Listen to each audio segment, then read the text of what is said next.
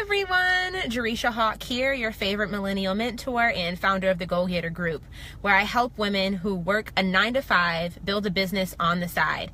I'm all about helping women turn their ideas into income and really start leveraging and discovering their passions, how to package that and actually make profits off of it. So I hope you guys are having a great Friday. Happy St. Patty's Day. I don't have any green on, except for the green in my bank account. I know I'm super silly.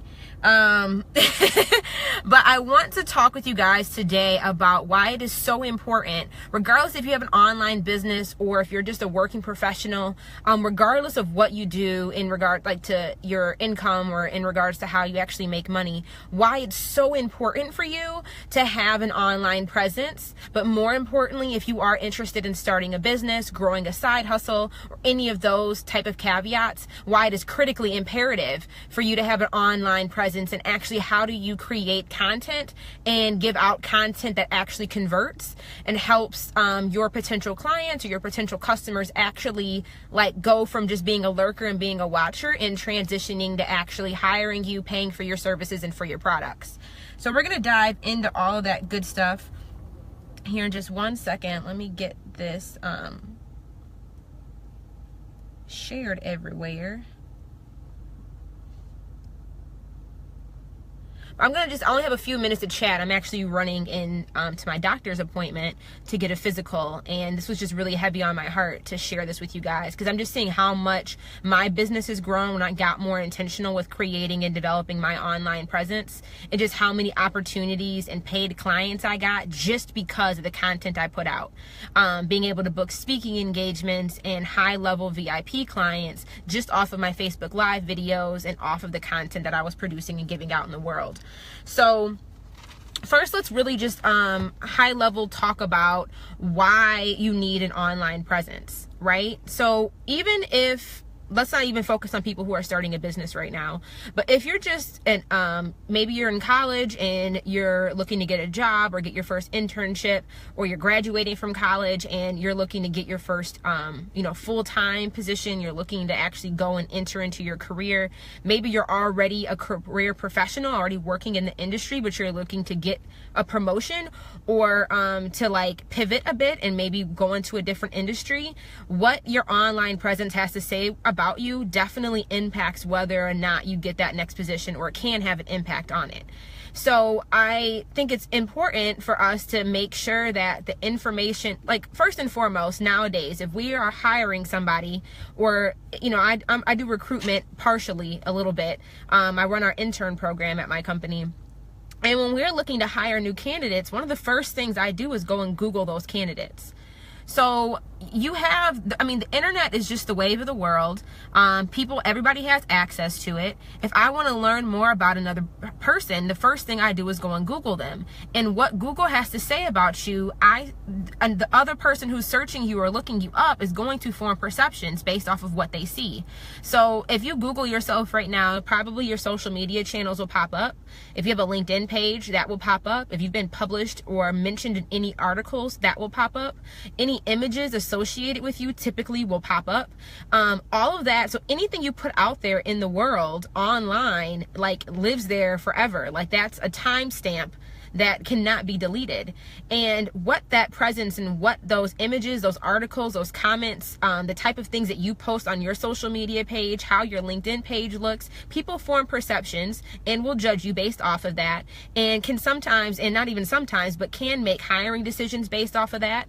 Let's say you're looking to get into graduate school. Best believe the admissions team is Googling you and digging deep into you to figure out who you are when nobody's looking, or who you are in your most comfortable element, like most of us are on social media. So it's really important, one, that you have an online presence so people can form positive perceptions about you, and two, that you can be the one steering the boat per se. So if you're telling people what you want them to know about you, based off of the articles you're writing, the types of posts that you're putting on social media, that helps other people, that helps you kind of dictate and drive the perceptions that people will form about you based off the content you're putting out there. So I just want to even touch on that before we even dive into why this is so important if you are building a business or have a business, because even if you don't have a business or not even looking to become an entrepreneur, your online presence still has has a huge impact on your income, has a huge impact on whether or not you get that next position or get that promotion, and just how people will perceive you based off of how you show up online and based off of how you present yourself. So if you have a really amazing LinkedIn page, if I go on your social media page and I see you just posting really positive things, sharing like educational, informative articles, you know, things like that, I'm going to think about you differently than if you don't have any LinkedIn page, because that I may make the judgment that like, why aren't they even taking effort into creating a professional like online presence?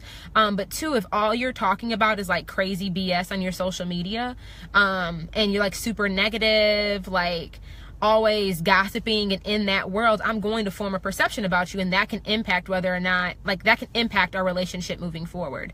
So I just want to just set that stage and set that precedence, even for those who may think that this isn't important for them because they're not building a business. Creating an online presence and your online presence period impacts you across the board. So especially now, segueing, the rest of this is going to be targeted more towards those individuals who are starting a business, have a business, or what have you, especially those who are interested in starting a business and they don't have an online presence that represents the brand or business that they're trying to become an expert in, or the brand or business that they're trying to build.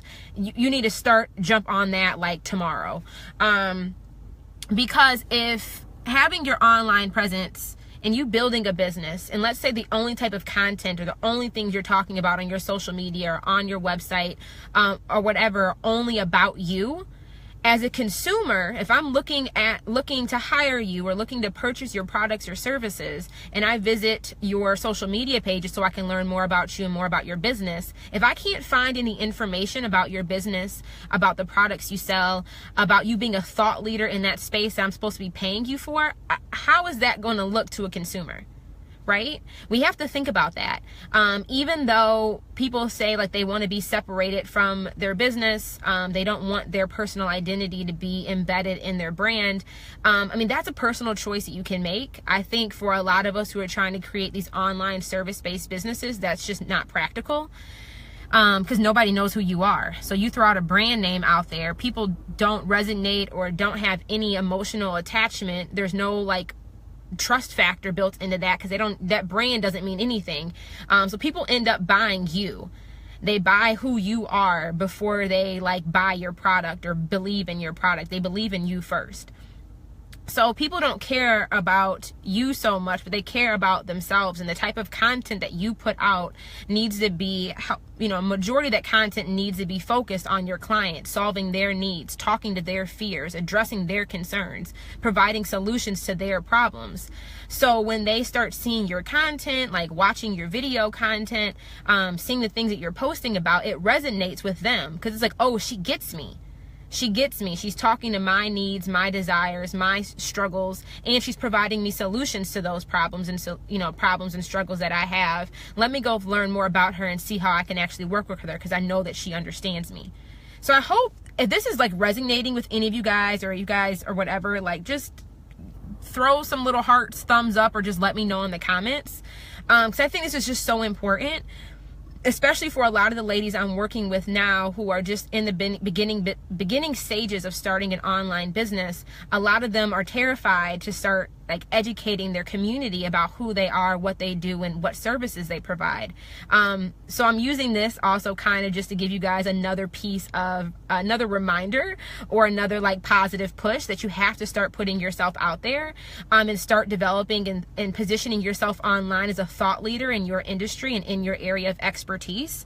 So and creating content around that's really fulfilling your customers' needs and interests. If I go on your social media page and you are saying you're a business consultant, and the only thing that I see on your social media is just you talking about like scandal, insecure, and like gossip from like Real Housewives, I am not about to pay you $500 or $1,000 to work with you as a coach per se. Rather than if I go and start following another business coach who all they're talking about on their social media channels that I can find them is about business tips that help solve my problems right now, offering advice on how to build a better business, and they're providing like data and research from other like maybe Entrepreneur Magazine, or they're sharing articles from Forbes, that lets me know that in their spare time they're developing and perfecting their craft, and that they actually know what they're talking about. So I'm much more likely to invest in that business coach who the content that they're giving out, again, is addressing my needs as a customer and my interest as a customer, and not only just addressing their own personal whatever. Even though, and I think it's okay for you to build a brand that infuses the two, but you need to be intentional and conscious and self-aware of the content that you're putting out, and how potential customers and clients that you're trying to attract, how they're going to perceive that. That's really, really important. Now, there's people who've been successful in both arenas, but I just think it's important for you to be aware of that and make intentional decisions and choices based off of that reality. So really, in order for you to become a successful business owner, especially in the online world, you really need to distinguish yourself as a leading educational voice in your industry. And the big thing there is educational. The whole part of the content that you're putting out really needs to be focused on two things. One, educating your potential clients as to why they should even care about you, why they should listen to you over listening to somebody else, why they should take time out of their day to pause their world and like watch your Facebook Live or read your blog post. You creating a new blog post and promoting it on Facebook, saying like, hey, I have a new blog post, go read it, is not going, like, why would I stop and do that? That's all like self-centered around you. Versus if you had a tagline on there that said, are you struggling with increasing your Instagram followers? Read my latest blog post on how to get 100 Instagram followers in the next week. Now, I'll go click that if I relate, or if that topic interests, or is that something I'm struggling with, because they're providing, again, a solution to my problem. They're not just telling me to go read their blog post. So there's a huge difference there. So really think through when you are posting things on your social media page, or even how your web page and your website looks, the blog articles you're posting, they can't be all self-centered about who you are, and that's part of it. But the biggest piece, like 80% of the content that you put out, needs to be educating your audience, and that's really helping them to understand why they should listen to you, like why why they should even care about the problem that you're trying to solve for them. And two, really being able to, again, to like identify and educate them through the fears that they have, right? So when I say educating them through the fears that they have, like let's say, like even just using myself as an example, being a business coach, I do a lot of my content is focused around like why you should have a side hustle, why you should try to build a side hustle even if you work a 9-to-5. What an extra, focus on the reasons why somebody should even hire me. Like, we're all multi-passionate. Why should you have a side hustle? Like, that would be like a topic there. But also another reason or a hesitation that somebody would like maybe hold off on hiring me is like fears pop up. So one, they want to know why they need to even, like, why should I hire you as a business coach over hiring somebody else? So my job is to make sure that I'm putting out content that educates them on that. But two, not only why they should work with me or why they should care about the topic I'm talking about, I need to be able to work through the fears that they have. So what are some fears that people might have before making a financial investment with me? Well, can Jerisha actually solve my problem? Am I going to pay however much for her service? Am I actually going to make that money back? Am I actually going to learn the strategies that I need specifically to solve my problem and actually grow my business? Can she actually produce those results for me? But another big piece or hesitation or fear that people have before they hire me is their own like mental block, like, their own resistance, their fear of their own success. So it's my job as I'm developing content and putting content out there, that I'm not only educating them on why they should work with me or why they should care about the content I'm putting out, or like the products that I sell, and why that's a benefit to them in their life and to help them solve their personal problems, but also educating them and helping them through the fears that they might have that might hold them back from hitting the green checkout button. So for me, like, okay, one, can Jerisha actually help me solve my problems? Or actually, does she have sound business advice and can actually help me develop a strategy to build my business? I make sure I show all my results and my receipts. So like, I use my testimonials from my clients. I use the receipts receipts from my own business and the way I've been able to grow my business as a testimony that, like, yeah, you might be a little scared, but I've done it, and I've done it for both myself and for other people. You'll be okay. So I hope that makes sense. I really hope that makes sense. So just think through the content you're putting out needs to be educating on the why for your audience, as well as what you do, and educating them through, like, it's education, and it's also working through the fears that they might have that hold them back from hiring you. So your content should be really focused around those two things.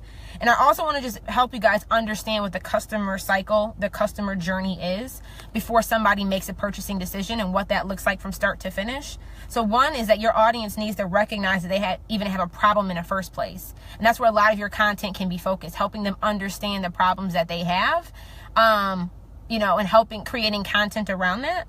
Two is, once they identify that they have a problem, then they start researching and Googling and trying to find solutions to their problem. So you need to also be present in that space. The third step of a customer cycle is really they start evaluating their alternatives and evaluating options to their whatever it is that they're trying to solve. So they start evaluating those options at the third phase. The fourth phase is they actually make the decision that they're actually going to purchase something. The fifth stage is that they actually go and make the purchase. And then finally, they have that post-purchase evaluation where they reflect on what they bought. So you need to be creating content. Well, one, understand where your customer is on that journey and on that cycle. But two, create content that helps educate them from going to, you've recognized your problem. Let me be one of those thought leaders that's providing you information on a solution, and that I'm in the game when you're evaluating all the options that you're going to look at purchasing to help solve your problem. Make it easy for them to make that purchasing decision. Help educate them on why they should hire you over hiring somebody else, and give them an awesome customer experience. But your content needs to be focused around those things. So I hope that's resonating with you guys. I got to run and go get into the doctor here now and get my physical, get healthy. I mean, not get healthy. Make sure that I am still healthy. But I would love to hear any questions you guys have about creating content, establishing an online presence, why that might be important for you. If you have questions on, like, okay, Jay, I don't know what type of content I need to be creating. I'm stuck in that space. How much should I be promoting myself on social media?